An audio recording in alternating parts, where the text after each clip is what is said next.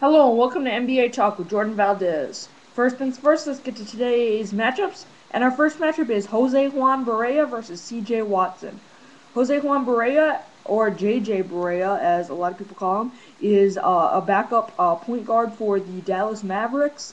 He really came out in the playoffs when Jason Kidd, who's getting older, needed a break, and Rodrigue Bobois was injured. He really proved that he could step it up and really help to carry that team, and they ended up being champions with JJ Barea contributing a lot actually. Now CJ Watson is the backup point guard for the Chicago Bulls.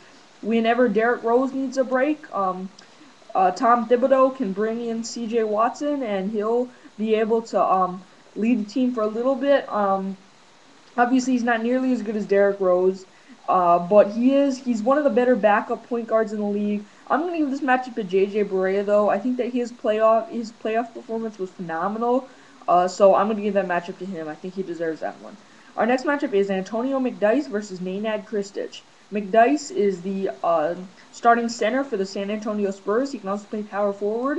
He almost had his spot taken away by DeJuan Blair early in the season, but then they gave it back to Antonio McDyess since even though they're both undersized, DeJuan Blair is 2 inches taller, 2 inches shorter than Antonio McDyess, and thought they needed a height bigger, a little bit more height at the starting center position.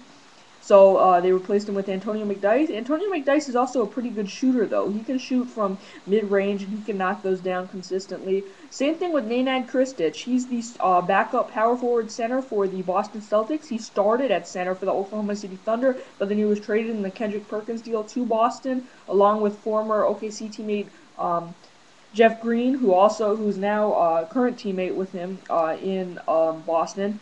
Anyways, Nenad Kristic, he's a very good mid-range shooter. He's 7 feet tall, but he doesn't have very many post skills.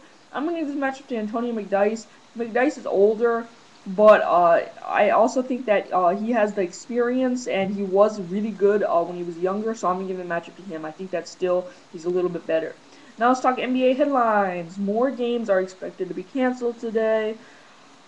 Well, this really sucks, but as fans, we just gotta really hope that they can reach. This will scare either the owners or the players, and they'll reach an agreement sooner. So thank you for watching NBA Talk with Jordan Valdez, and I'll see you next time.